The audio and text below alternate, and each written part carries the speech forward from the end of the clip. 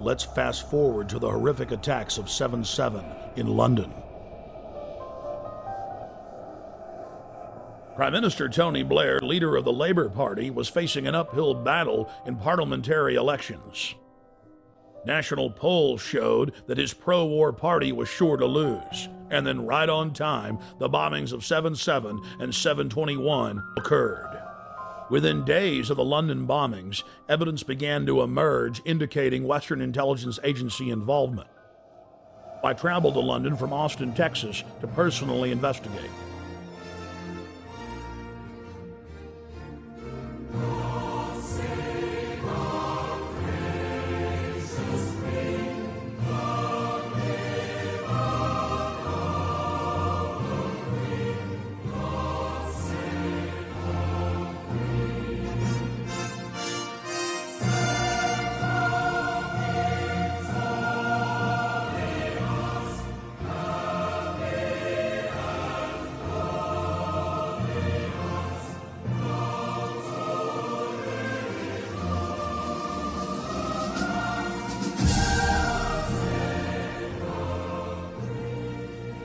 Once I arrived, I was met by Paul Joseph Watson and his brother Steve Watson, who are reporters for my news website, prisonplanet.com.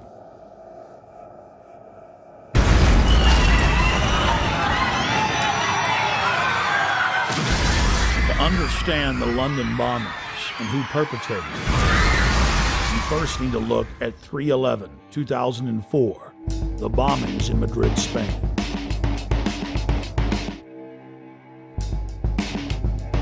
Years after the blast that rocked trains in the city of Madrid, Spain, the government admits that Al-Qaeda had no connection to the attacks. Every one of the supposed bombers had intimate links to the Spanish security services, including the head of their bomb squad. The alleged leader of the bombers, who reportedly gave dynamite to the terrorists, was connected to the Madrid bomb squad. And we see the exact same earmarks, the same MO in the London bombings that we witnessed in Madrid. On the morning of July 7th, 2005, 3 trains and a city bus were ripped to pieces when 4 military-grade explosive devices detonated. At 8:50 a.m., 3 explosive devices simultaneously detonated on 3 separate trains. Within minutes, eyewitnesses were reporting to the press that there had been multiple terror attacks. Despite the fact that 3 train cars were burning wrecks strewn with dead and dying Londoners, Scotland Yard for over an hour and a half claimed that all of the disruptions were simply caused by a power outage in the London Underground. Power surge on the Underground, that's all we heard. The bus was about an hour after the Underground, so that's when I think everybody knew that it wasn't what it was, you know. I think it was just an excuse, power surge, whatever. Why would they say that though, knowing it was? Trying to cover up probably, you know what I mean? So there wasn't no panic and everybody sort of like just get on with everything, you know, so.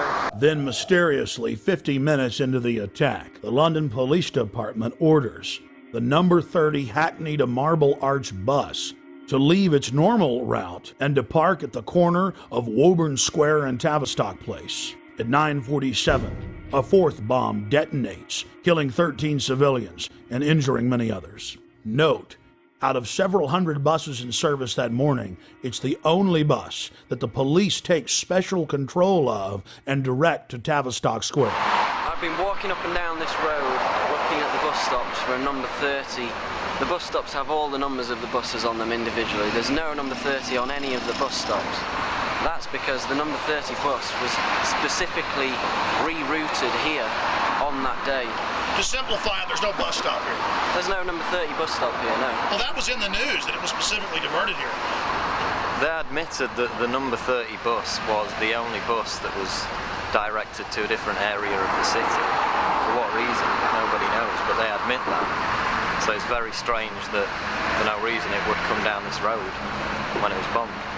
Remember, while all this is happening, the police are on radio and TV telling everyone that it's just a power failure, an outage. Meanwhile, commuters on the bus were listening to other radio reports where eyewitnesses were reporting explosions. The supposed bomber on the bus with the rucksack became panicked and began looking in his rucksack in what witnesses said was a confused and frightened manner. Weeks later, police detectives investigating the case said that all 4 of the bombers on the 3 trains and the bus didn't fit the MO, the modus operandi of bombers. They bought 2-way tickets. They'd played games of cricket the night before. They had good jobs and happy families. One of the alleged bombers was caught by surveillance camera arguing with the ticket clerk about the price of his pass. After Scotland Yard detectives had a chance to talk to some of the eyewitnesses from the bus and the trains, they stated clearly on the record that they believed that the bombers did not know that they had explosives in their backpacks. This was only one of many huge developments in the case that only received bare mentions in the back of the newspaper. The July 29th edition of Fox News Channel's Dayside program revealed that the so-called mastermind of the 7/7 bombings, Harun Rashid Aswad, is a British intelligence asset. Former Justice Department prosecutor and FBI terror expert John Loftus exposed the fact that Aswad was being protected by MI6 and was clearly under their control. Aswad is believed to be the mastermind of all the bombings in London. On the 7/7 and 7/21, this is the guy, we think. This is the guy, and what's really embarrassing is that the entire British police are out chasing him, and one wing of the British government, MI6, or the British Secret Service, has been hiding him. And this has been a real source of contention between CIA, Hold on, John. Justice Department, and Britain. MI6 has been hiding him. Are you saying that he has been working for them? Oh, I'm not saying it. This is what the Muslim Sheikh said in an interview in a British newspaper back in 2001. So he's a double agent, or what? He's a double agent. So he's working for the Brits to try to give them information about Al-Qaeda, but in reality, he's still an Al-Qaeda operative. Yeah. The CIA and the Israelis all accused MI6 of letting all these terrorists live in London. Now, we knew about this guy Aswad. Back in 1999, he came to America. The Justice Department wanted to indict him in Seattle because him and his buddy were trying to set up a terrorist training school in Oregon. The headquarters of the U.S. Justice Department ordered the Seattle prosecutors not to touch Aswad. Hello. Now, hold on. Why? And that's, well, apparently Aswad was working for British intelligence. Now, there's a split of opinion within U.S. intelligence. Some people say that the British intelligence fibbed to us. They told us that Aswad was dead, and that's why the New York group dropped the case. That's not what most of the Justice Department thinks. They think that it was just, again, covering up for this very publicly affiliated guy with Al Mujarraf. He was a British intelligence plant. Our CIA says, okay, let's arrest him, but the Brits say no again? The Brits say no. Now, at this point, 2 weeks ago, the Brits know that the CIA wants to get a hold of Harun. So what happens? He takes off again. Goes right to London. He isn't arrested when he lands. He isn't arrested when he leaves. Even though he's on a watch list. He's on the watch list. The only reason he could get away with that was if he was working for British intelligence. He was a wanted man. And then takes off the day before the bombings, as I understand it? Yeah, and goes to Pakistan. The Pakistanis arrest him. They jail him. They jail him. He's released within 24 hours. In London, we spoke with David Shaler, a former MI5 agent who was convicted of breaking the Official Secrets Act and imprisoned for 6 months. With regard to 7/7, there has been a witness report now included in a local British newspaper called the Cambridge Evening News, in which somebody who was on one of the tube trains says that he didn't see a man with a rucksack. In fact, after the explosion, what he saw was metal pointing upward from the bottom of the carriage. That would indicate, of course, that the bomb was not carried onto the tube train, but was in fact attached underneath it. Now again, nobody in the British national press is following that up. Now I hope investigators and the police are.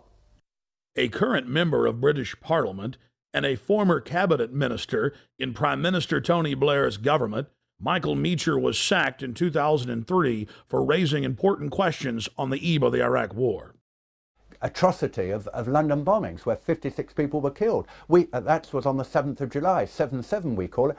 It's a very convenient way of ensuring there is fear, of ensuring that there is control, and of ensuring that those who are in the know, and of course we cannot tell you because it is all secret, are in a position of extreme power.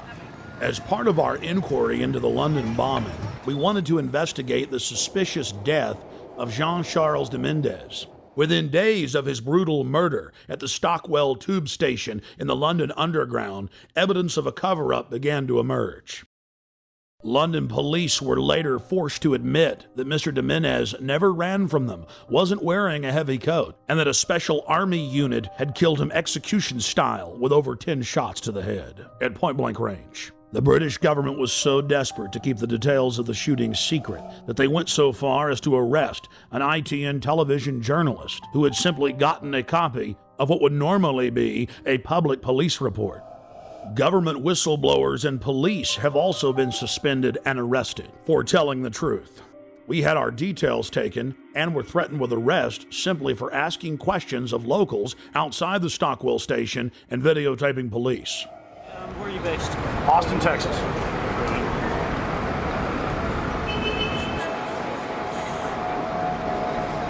Alex, I'll take your date for 2/11/74. Would you just rather see my driver's license? No, that's okay. Well, here, just let me do it. Take it down. That's all I need, mate. Well, I mean, And you're just you're filming for a program back in the States or something? exactly. In fact, I think it'll probably be broken into. It'll probably be broken into. Think about it, yeah. Sir, what do you think about this event? I think it's very bad that it happened. What do you think should happen? I think the policy of shooting should have been more thoroughly thought out. I'm afraid there must have been a terrible mistake here. I feel very sorry for the family and very sorry for the policeman that made a horrible mistake. Yeah, it's going to be bad for everybody. It's a tragedy all around, I think. Thank you. The police first claimed that it was a hot morning when official weather reports showed that it was around 60 degrees and that Mr. de Mendes was running down the street wearing a giant padded coat with wires sticking out of it, that he vaulted over the turnstiles, charged through a crowd of pedestrians, raced onto the train, and was about to detonate bombs when the heroic officers gunned him down. The authorities then conveniently claimed that all the surveillance cameras malfunctioned that morning. Police have now been forced to admit, thanks to watchdogs in their ranks, that none of the cameras malfunctioned, and they've now released the video. The government has now been forced to admit that he was wearing a light denim jacket, and there were no wires of any type. Police that weren't part of the special military unit didn't know why they killed him. The police had followed him from his home. They knew that he was a Latin Brazilian working in England as an electrician. They followed him for 30 minutes as he walked from his home towards the station. Once in the station, he calmly bought a Metro paper, paid for his ticket with his Metro Oyster card, and then walked onto the train. Passengers then reported that they were told to get off the train. Once they'd stepped off, still looking through the windows, they saw the Special Forces police squat on Mr. de Mendes and shoot him over 10 times in the head. Witnesses said de Mendes looked at the authorities as if he knew them. He was like a scared rabbit, and he was killed execution style. The question is why?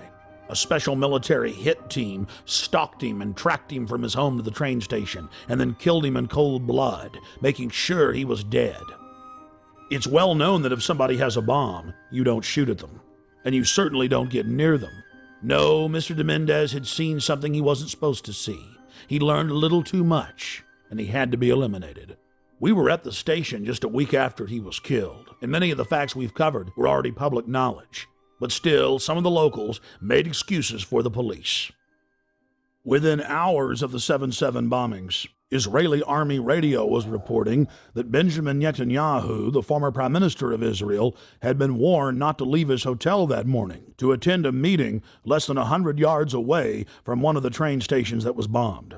The Associated Press ran the headline, "Netanyahu changed plans due to warning." Then the current Prime Minister, Ariel Sharon's office, instructed Israeli officials not to give interviews to the foreign media concerning the warning. Israel's Foreign Office attempted to spin the story, saying that they'd given a general warning to the British that day.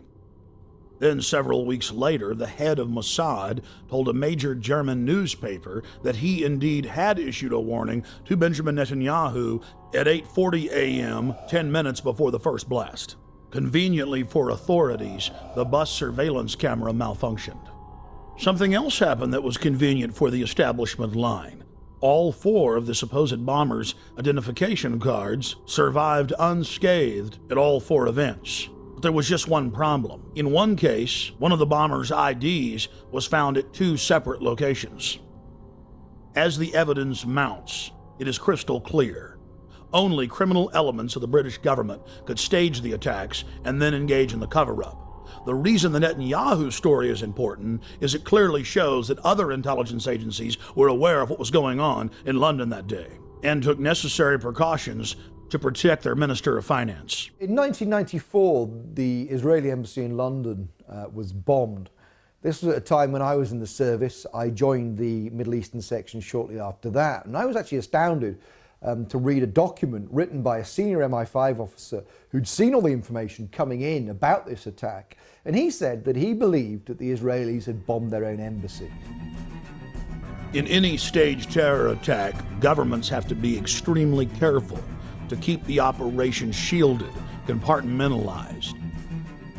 Most people in government are moral individuals who believe that they're standing up for their nation's sovereignty, for its national interest, and it's absolutely essential to keep them in the dark. One of the chief tools used by governments as a smokescreen is staging exercises or drills at the exact same time and exact same places as real events. When the Oklahoma City Federal Building was bombed, the Bureau of Alcohol, Tobacco, and Firearms was staging an anti-terror drill with their bomb squad on the morning of April 19, 1995, at the same time that the real event took place. On the morning of September 11, 2001, the Pentagon was running 5 separate drills, 2 of the drills targeting the exact same targets at the exact same time. That caused NORAD to stand down, believing it was just a drill. And London was no different. It's important to note that those taking part in the drills need not know that they're part of a larger operation. In fact, it's better for the conspirators that they not be informed.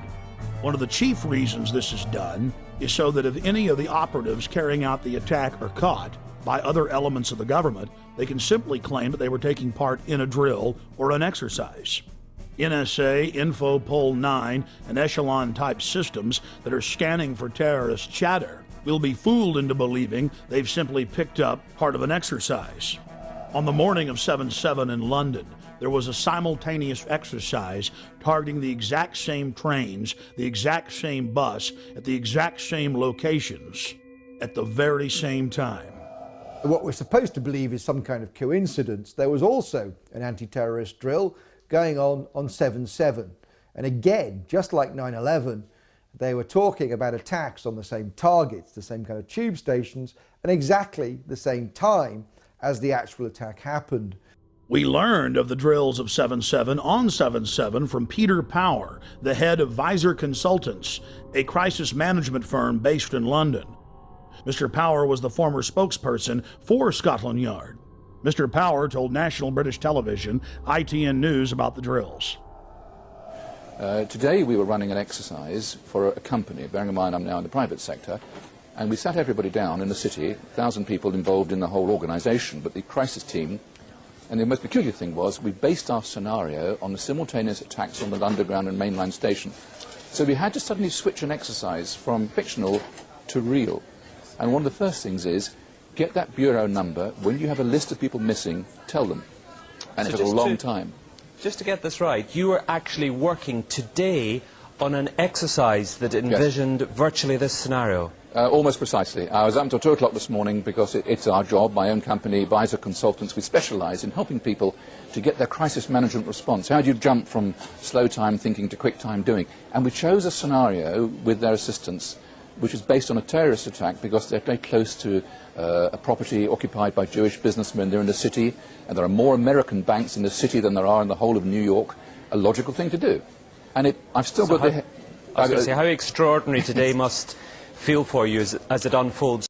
He repeated himself to BBC Radio 5. The thing that concerns me is that what are we doing for the thousands of men and women actually who are in London working? And I say that because at 9:30 this morning we were actually running an exercise for over a company of 1,000 people in London based on simultaneous bombs going off precisely at the railway stations that happened this morning. So I still have the hairs on the back of my neck standing upright. To get this quite straight, you were running an exercise to see how you would cope with this, and it happened while you were running the exercise? Precisely. And it was about 9:30 this morning. We'd planned this for a company, and for obvious reasons I don't want to reveal their name, but if they're listening they'll know it. And we had a room full of crisis managers for the first time they met. And so within 5 minutes we made a pretty rapid decision, this is the real one. And so we went through the correct drills of activating crisis management procedures to jump from slow time to quick time thinking and so on. If we use a standard actuary employed by major insurance companies to calculate the probability of these events coinciding in a 10-year mean, we learn that the probability of this happening is greater than 1 in 300 tetragillion. To put that in perspective, that's a number with 41 zeros behind it. That is trillions and trillions and trillions and trillions and still more trillions times greater than all the grains of sand in all the world. To put that number in perspective, it has 41 zeros. Scientists using supercomputers have estimated that the Earth has over 7 quintillion grains of sand. A quintillion has 18 zeros. It would appear as some way of stopping the response of the emergency services or providing some kind of cover for what must be operations orchestrated in some way by the state. The evidence is overwhelming. All the telltale signs are there of government-sponsored terror.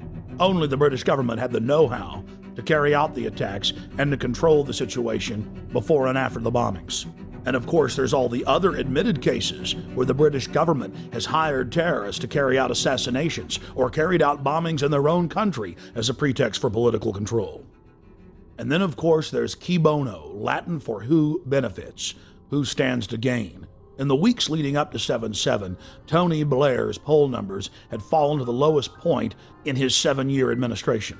His Labour Party was sure to lose the parliamentary elections. Support for the war was dismal. Despite the bombings, which did improve his approval ratings and support for the war, he was still only barely able to maintain control over the British House of Commons. In the wake of the bombings, Tony Blair's administration descended on the British people with a raft of tyrannical legislation, attacking the press, freedom of assembly, and setting up the conditions needed for a martial law takeover of the nation through the Civil Contingencies Act. And of course, the bombings took place while world leaders were meeting in Scotland, so Bush and Blair could grandstand and blame the whole thing on Iraq, legitimizing their war. Despite the fact that the G8 World Summit was coming to England on July 7th, the British government lowered the terror threat on the London Underground in early June and conveniently lowered security.